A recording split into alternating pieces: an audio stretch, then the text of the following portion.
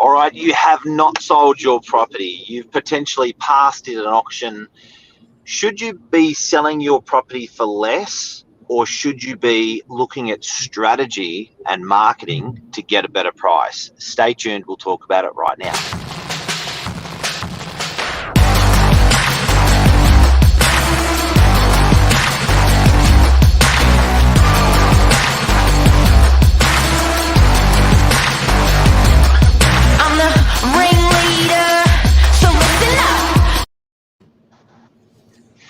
Mark Novak, good morning. Episode 608. How are you today? Good, Mr. Lamplough. Really good. You? Very well, very well. This was a good story, actually, wasn't it? A little bit of a one agent failed, another one nailed, or Novak nailed. The story of 22 Churchill Crescent in Allambie Heights, Mark. Your intro gave it a bit away, but do you want to talk us through a little bit about what happened there? Yeah, I think look, the market's changed a little bit. Certainly if you talk to people like Vic LaRusso, the best auctioneer in Australia, according to the Real Estate Institute, one of his awards there. If you talk to people at the beginning of the curve, if you look at open house attendances, if you look at properties passing in, market hasn't dropped. Market's still growing. A best way that I heard the other day that it was put, that the market was doing 100 kilometres an hour, and now it's back to 60 kilometres an hour. So it's still moving. Yeah. But if you're on the market at the moment and your campaign's getting a bit long in the tooth, what are your solutions? Is it just drop the price, or are there other things that you can do to get that better price with or without your existing agent? Yeah, right. So this was something that happened on this property where it was with another agent, first of all. They went through an auction campaign and they didn't have any love. They didn't particularly feel like they had any love from the main agent. It got palmed off a little bit. There were a couple of little things in the process that the vendors weren't particularly pleased about, the whole family. And then Novak comes and steps in, saves the day, changes up the marketing. What sort of things did you do that were different, do you say, Mark, without going on to the other side, but that did give it a fresh approach? How do you do that? Yeah, look, first of all, I've got to say respectfully, they were with a good agent. The agent that they put, this is 22 Churchill we're talking about, as an example, they were with a great agent, lots of experience, ran a 4-week auction campaign, and I've got to take my hat off, because that 4 weeks for an agent is 4 weeks of their life. It's a lot of hard work, and to not get the result, you deserve. They deserve the kudos or the credit for that hard work that they didn't get paid for. But the owner, I think the owners weren't convinced that they nailed it through that 4 weeks. The owners, so much so that they weren't convinced, that they sort of wanted to start talking alternatives. And these are the alternatives we're going to teach people today. Everyone, if you've got any questions, this is a live show. Ask us anytime. But they were looking for alternatives. So they couldn't actually find those alternatives through the existing agent, because they thought that was spent. And they didn't. They when they called me in, so the property passed in on the Saturday. I'd never met the client before that, and they were referred to me by a family member. Called in Big Dog, me, and we sat down around the table and went through a bit of a autopsy on the 4-week campaign, and we looked at alternative solutions that we could offer at Novak and myself to get a better price. So it passed. I believe it passed in it under the auction at around the 255 mark. And then the owner's like, shit, what do we do? And when you're an owner, that's not your core business. You don't have the answers. All you've got is a gut feeling that you're left with. Now, if that gut feeling is inquisitive, if that gut feeling is looking to go elsewhere, which they were, then naturally you call an agent. Or you go back to your existing agent and you actually go through solutions with them and see if they've got any more suggestions aside from just dropping the price. Yep. And I don't know if this is particularly relevant or not, but you had appraised their property or a family member's property of theirs, was it like 20 years ago or something? And it was at that point when that auction campaign that they were going in didn't sort of continue to go so well. Is that how you came back to top of mind, or were you called in from a different way? Can you ask that question again? Excuse me. Oh, he's gone. Gone. He's disappeared. You had initially appraised maybe a family member's home like 20 plus years ago, and it was when the campaign went down. That's when you got the foot back in the door, right? Yeah, well, I met a family member of theirs 20 years ago in an appraisal situation, and that's where and had come across them over the years, and that's where they sort of talked to a trusted family member and said, "What do you reckon we should do?" Trusted family member said, "Call Mark." Yeah. Okay, right. So we've established where you came from, how you got in there. They went with someone else. Yep. 20 years later, you come back into the fray, Mr. Novak. Get the call. Really nice home. Like, there's nothing wrong with the product itself. Market has slowed, so we're not in the same environment that we were in 6 months ago, where everything was going crazy. Where it didn't matter what it was, but it was selling. Now the market has changed a little bit, and there needs to be a little bit more of thought process, a little bit more love and energy going into what you're doing. The conversations you're having is an important one. We'll go through a couple of things you did, but one of the really big ones was that they said to you that they saw a different agent every other time. So to me, I hear the buyers are all having different conversations rather than one agent who's sharpening his sword every single buyer that comes through the property. Do you think anything like that has anything to do with it, Mark?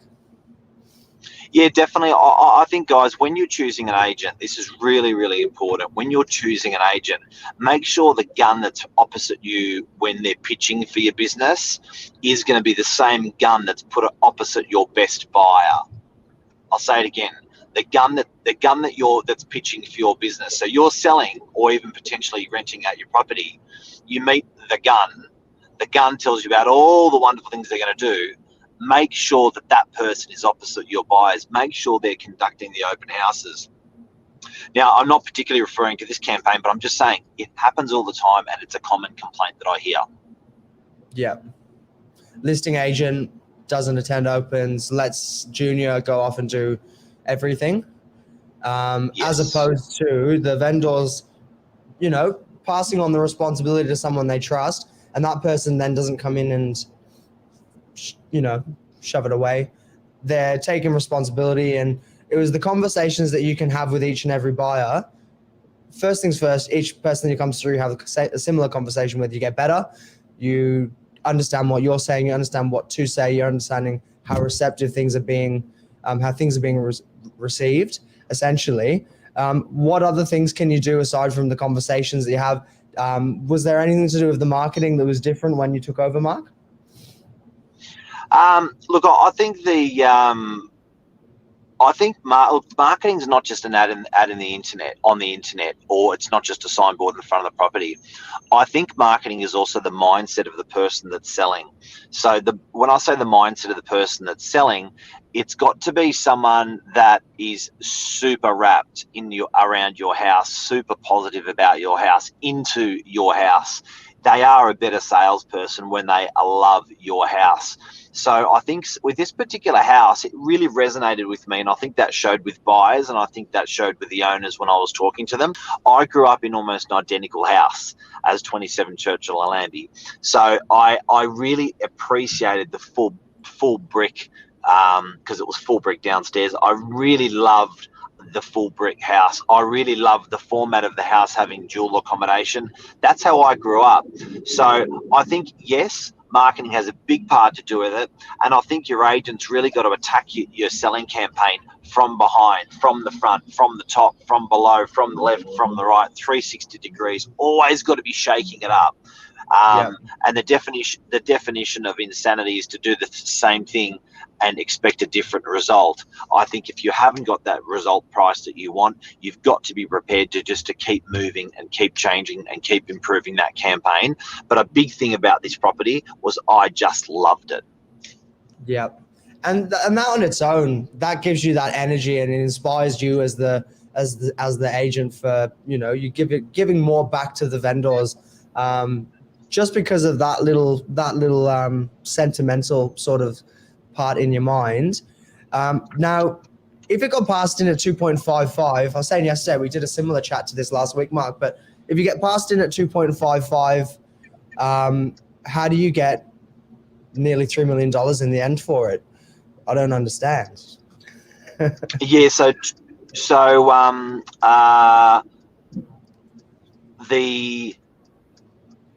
I think it's lots of little things, guys, and I think that with the owner selecting us, being passionate about the property, with that with different marketing approaches. Another thing that we did there, which was interesting, was we actually we reshot the property. So we did night photography, we did day photography. So just to give it the whole fresh approach, because the last campaign had been running for a month. That freshness helped.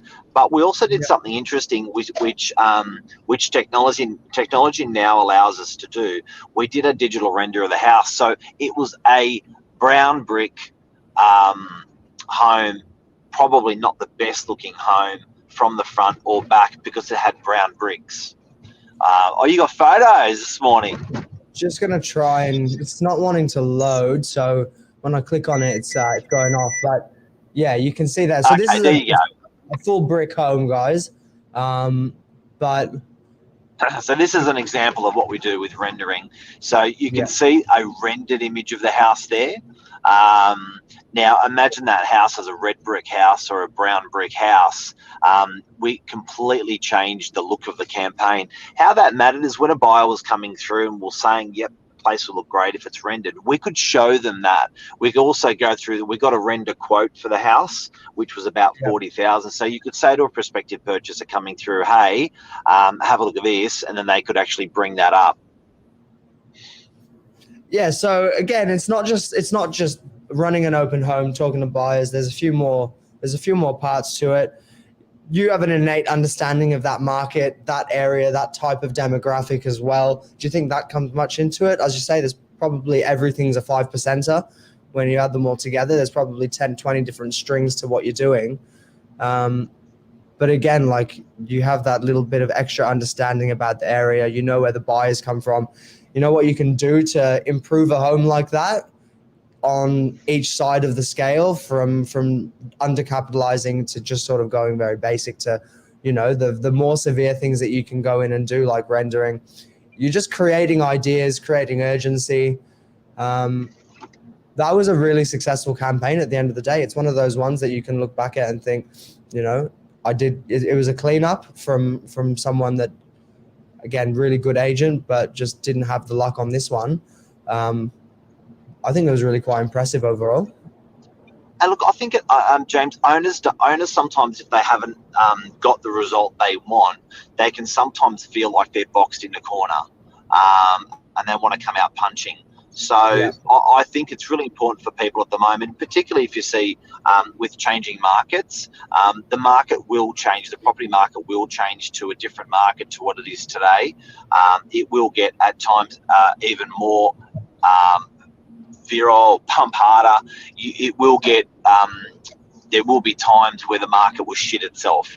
But I think you've got to, as an owner, if we can teach you these tools to an agent, you can give these tools to your existing agent, but there's definitely other options out there that you can explore rather than dropping your price. Yeah, well said. And I think that's the bottom line at the end of the day for people. Our job is to maximize the price and do it in the shortest amount of time possible. It's not just about getting a deal over the line. It's having care and energy and looking after these people that have trusted you with, their biggest asset, maybe the biggest transaction of their whole lives potentially. So it deserves, love and attention, essentially. So, James, before we go, can we go from the top to the bottom, the tips that we gave today? I think you may have them even written there, but what are the tips that we've given to people today?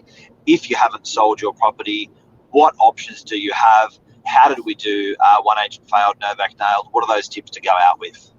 I'm just going to quickly say one that we didn't mention. Good old-fashioned price guide on a property online. Tell the buyers where the pricing is at rather than speculate and make them contact you. This was one of the few tricks that, again, just bolsters levels of inquiry, gets more conversations to be had, can spark the interest again. So we did that. We did the pictures of the rendered house. We got quotes for different trades, for sandbagging, for rendering, remarketed entirely, day and night shoots, new signboard. The online presence completely changed. The text completely changed. Goes onto social media, goes onto all of the agents, Facebook, Instagram, LinkedIn, which is a big reach. It's over 100,000 people that are exploded on social. From well, that's right. That was something. That was something that the owner did. The owner put the property on her mother's group on Facebook because she asked her agent at the time, "Can you get us on Facebook?" Agent said, "Don't do Facebook." So she took her own property and put her own property onto her mother's group on Facebook. We had a massive social media presence and she really enjoyed that, and there was some good traffic and interest that came from that as well. So I think that saturation with marketing via digital, via social, via signboard, via photography, all of those things added to the best price. And that's a take. That's a take. That's a wrap. That was a great sale at the end of the day. I think the vendors were stoked in the end. So it wasn't just a shrinking sip. You came in and saved the day. So well done.